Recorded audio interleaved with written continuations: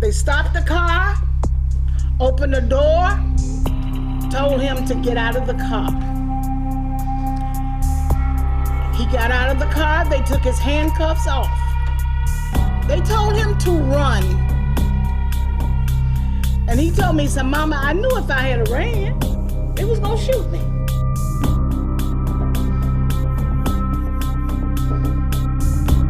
So after he got tired of them beating on him, he said, "Okay, I'll sign it, because I'm tired of hurting."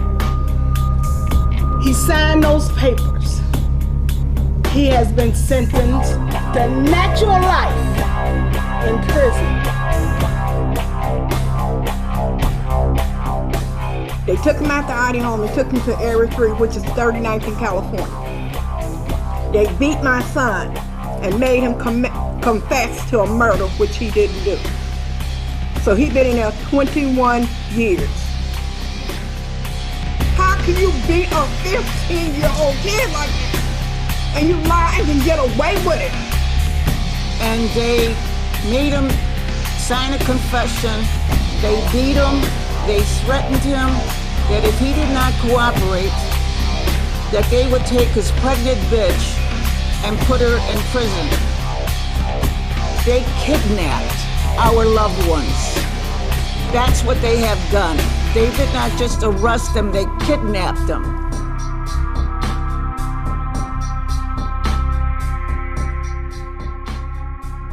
The brave voices of Chicago police crime victims and survivors are no longer a cold statistic. They have become, along with the courageous black youth uprisings leading the way, the fuel and fire of a growing movement for justice against police crimes. To stop police crimes, a systemic change is needed, one that empowers communities to hold cops accountable, one that undoes the current closed loop of police power. As we know, this unjust racist system fails by design. An all-elected, all-civilian Police Accountability Council would be a concrete, systemic shift of power to the people, to oppressed communities of color and the working class. Here's how the loop of power in the policing system currently flows. We will go through its parts one by one. First, the mayor. The mayor is a major player, appointing the police board, the superintendent of Chicago Police Department, and the chief administers to the Independent Police Review Authority, known as IPRA or IPRA. The police board. The police board has 9 members chosen by the mayor. They have 3 main powers. 1, they assist the mayor in choosing a superintendent. 2, they write the rules for the governance of the police department and for what cops do on the streets. 3, they hear and decide on disciplinary actions for cops that involve recommended suspensions of over 30 days. They hear cases from IPRA when the superintendent disagrees with their recommendations. They are the only ones who can fire cops. The police superintendent is the highest rank in the Chicago Police Department. The police board selects candidates for superintendent, but the mayor ultimately decides who gets and stays in the job. All recommended actions for disciplining the cops from IPRA have to go through the superintendent, and so to IPRA. But the chief administrator and IPRA staff are all ex-cops. They are trained by and work alongside Chicago police. All police complaints go through IPRA, the sole intake funnel for the system. Of the total number of complaints sustained by IPRA, only an average of between 1% and 2% result in recommended disciplinary action. Of the 16,000 complaints received 2012 through 2013, only 0.13% resulted in the police board firing a cop. IPRA only reviews a small portion of complaints. The rest are directed back to the Chicago police to their Bureau of Internal Affairs. IPRA investigations include excessive force, police shootings when an officer shoots someone, deaths in custody. IPRA does not investigate stop and frisk, sexual assault, false arrest, and police denial of medical aid. All these complaints go to internal affairs, where most are disappeared. A majority of the IPRA cases it investigates are eventually categorized by IPRA as unsustained. The cases are purged from the system.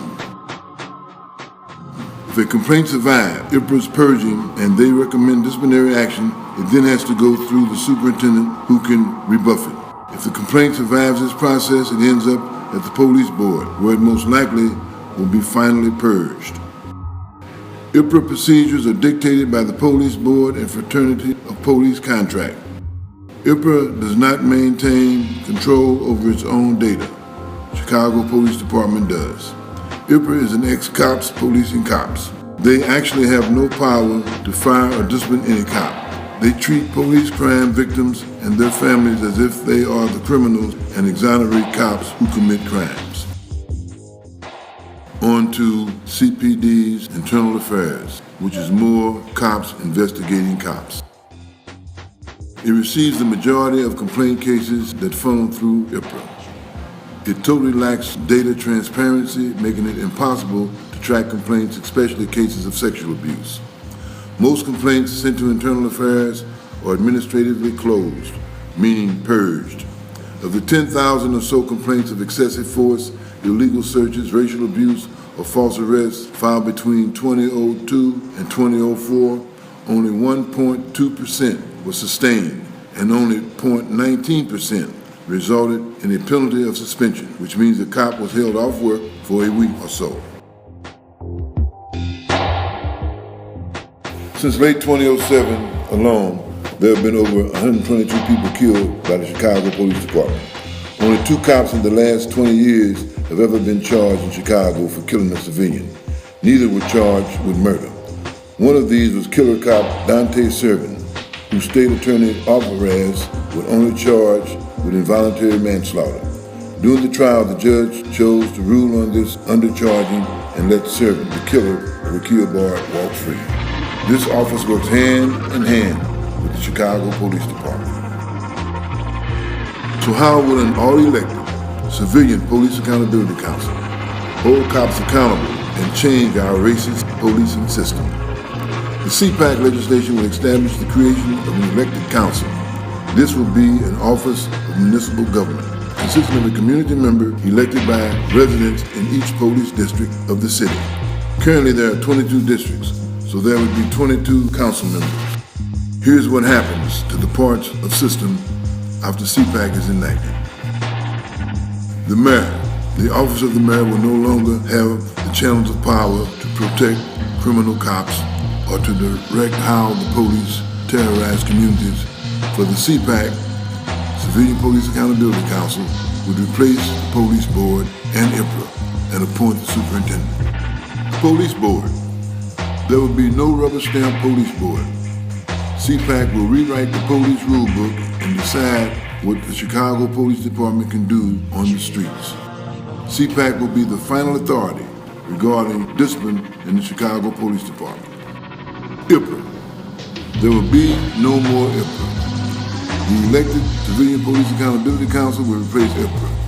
CPAC. Powers and duties will include investigating all complaints, for instance, all police shootings, all allegations of police misconduct, and violations of the U.S. Constitution and the human rights law. It will have the power to decide the rules of investigations and to change the way police crime victims and family members are treated, and increasing the speed and transparency of investigations. CPAC will be the final authority regarding discipline in the Chicago Police Department. Internal Affairs. CPAC will have the power to eliminate internal affairs altogether, because CPAC will have the power to handle all complaints. And finally, the Cook County State Attorney's Office. CPAC will be the final authority regarding discipline in the Chicago Police Department, but how will it get cops prosecuted for their crimes? CPAC will refer cases to the U.S. Federal Grand Jury and the U.S. Attorney, seeking indictments of police officers for the crimes they commit, circumventing the closed loop of the Cook County State Attorney's Office with the Chicago Police Department. The elected Civilian Police Accountability Council, made up of residents elected by community members in each police district, will create permanent community control over the police, a constant vigilant police watch, an institutional embodiment of the power of the people. An absolute need for the Civilian Police Accountability Council to be enacted and to fulfill its mission is a broad, powerful movement, a movement from the neighborhoods, from the oppressed communities that bear the burden of the current police occupation. Let us in Chicago rise to the challenge and demand a concrete solution. No more police boards, no more independent review, no more federal oversight, only community control, only CPAC.